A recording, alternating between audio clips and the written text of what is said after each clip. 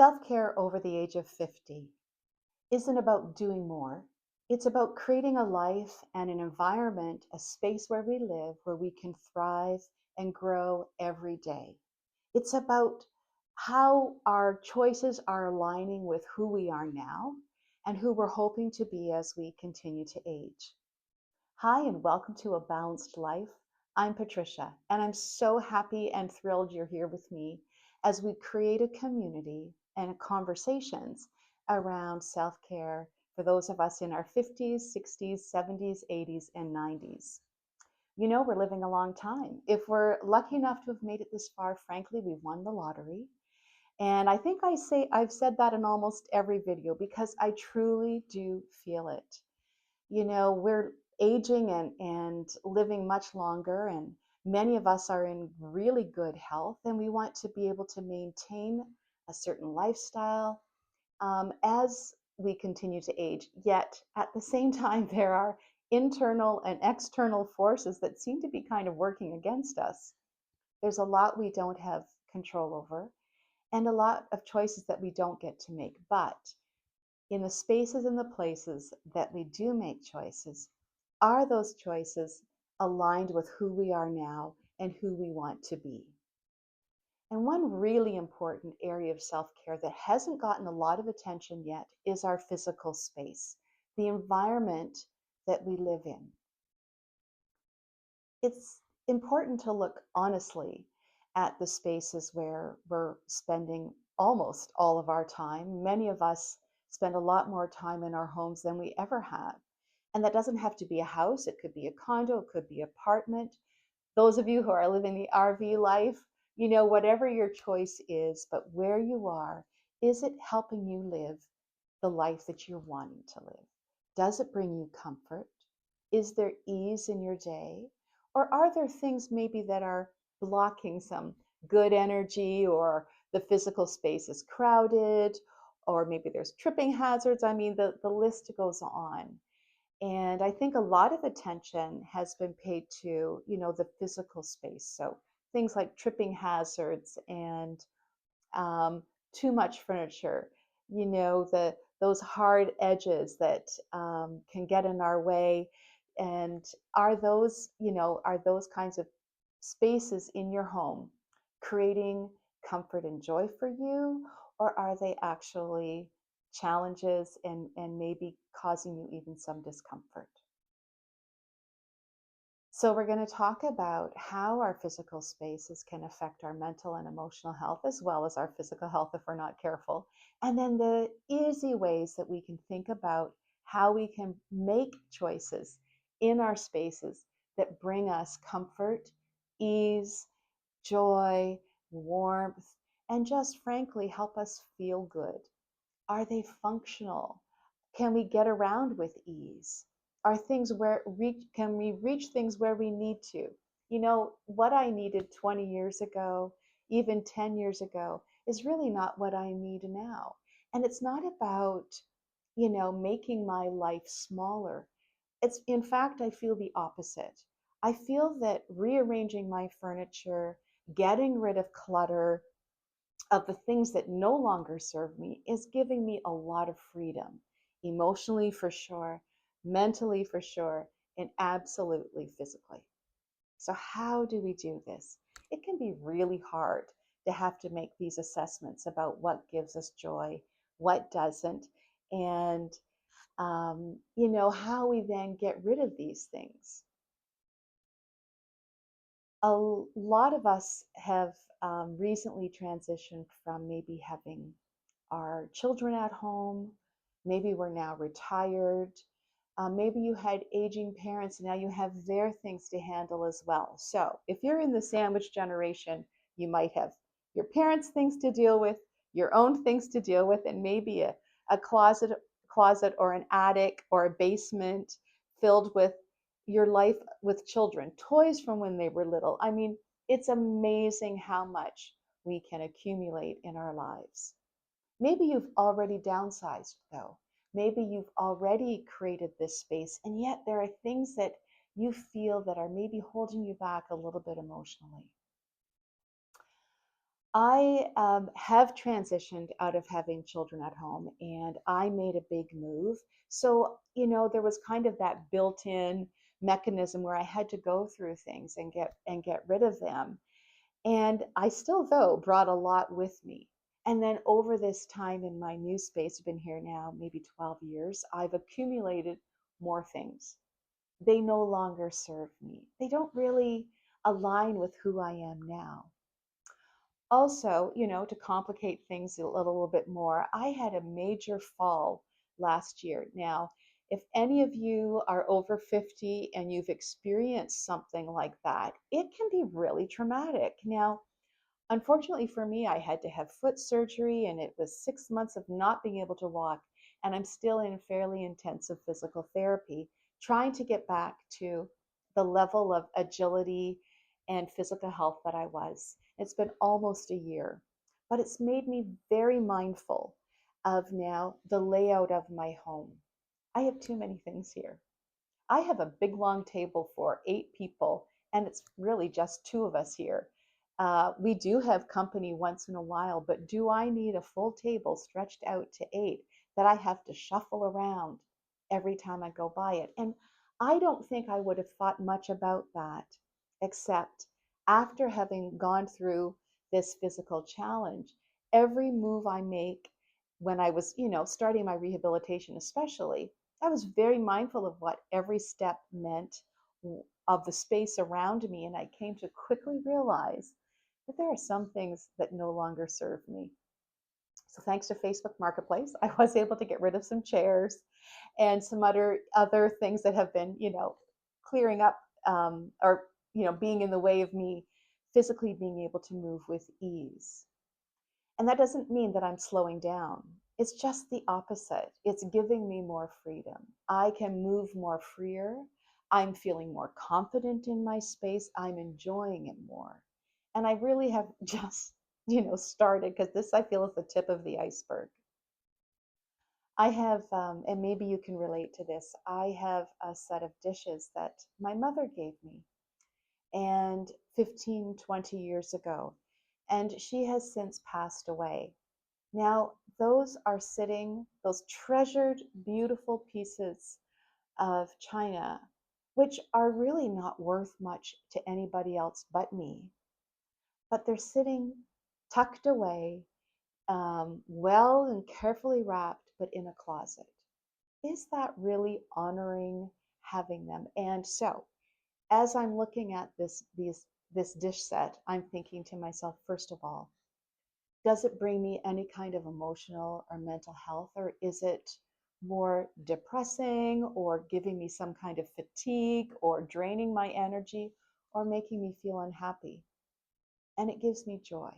So then, if it's giving me joy, why have I tucked it away? Instead, maybe I should be using it. So I'm working towards bringing those things out of the closet and into use. And then the things that I no longer need, I'm getting rid of. And the getting rid of can be really hard because, our things carry emotional weight, but our kids don't want them. I didn't want my parents' things. I took a couple pieces that were meaningful, but ultimately their things and it's going to happen for us as well. We're not all living forever. So the things that we filled our house with, you know, frankly, nobody wants. Maybe they'll want a few pieces, but I think we have to be honest and realistic.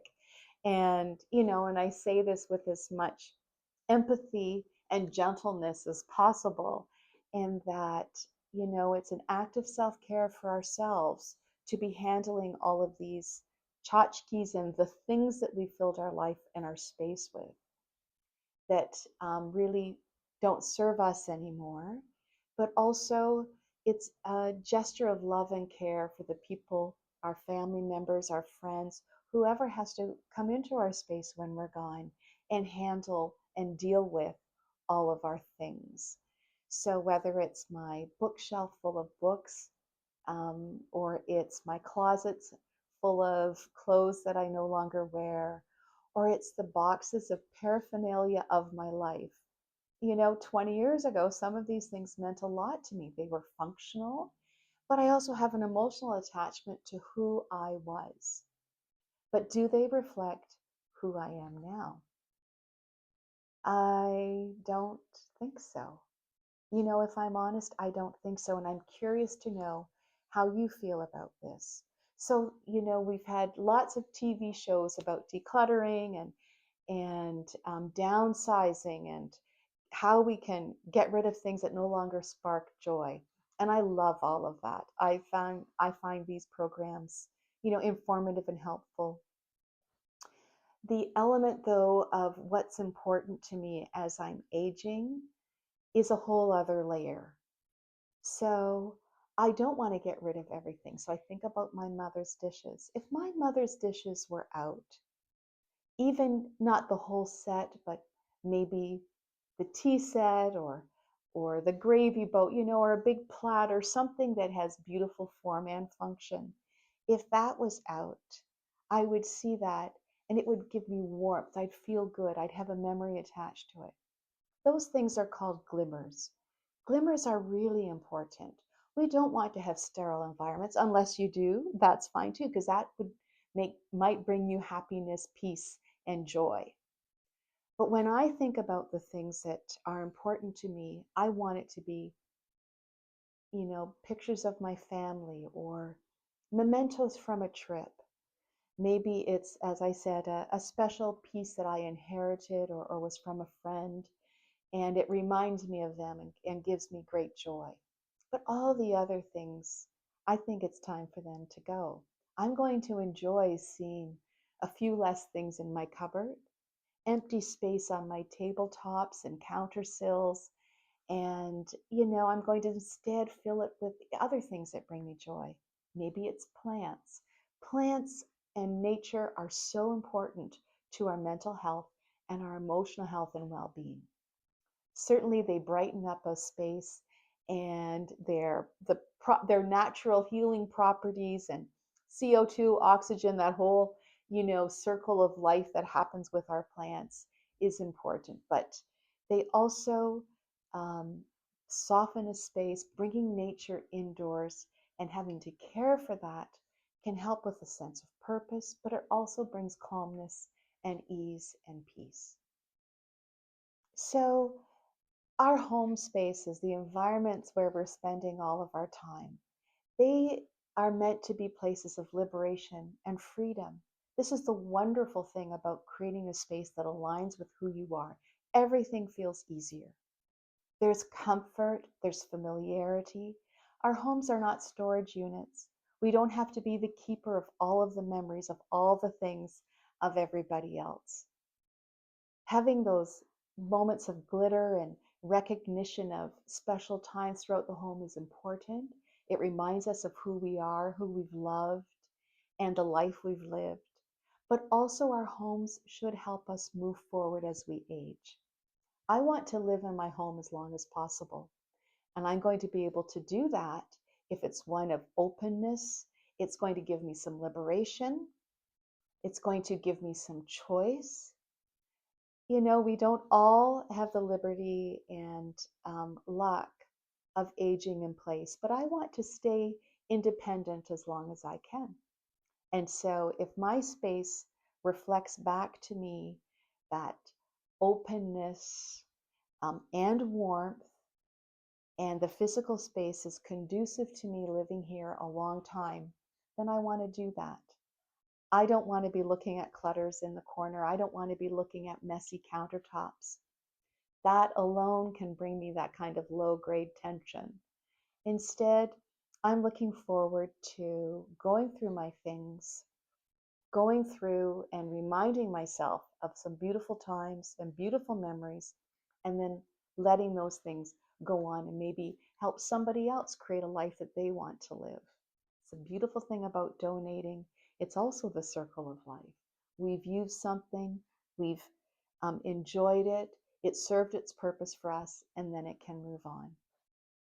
So when we're thinking about, you know, creating the environment that works for us, I'm going to be very curious to hear your thoughts and your comments. What have you done? What have you added into your life? And what have you been able to get rid of that has allowed you to create a space that makes you happy, brings you joy, comfort, and really supports the life that you want to live as you continue to age?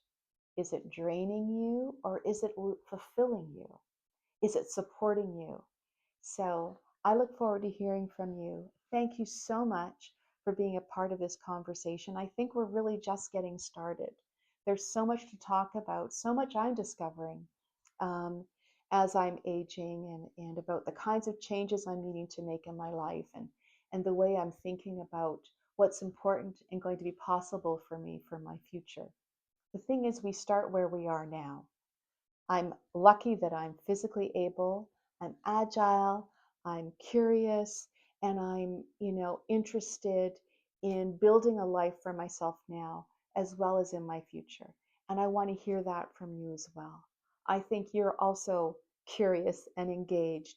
And some of you have already done, fabulous work in this space of creating the environment that works for you. And please share your ideas.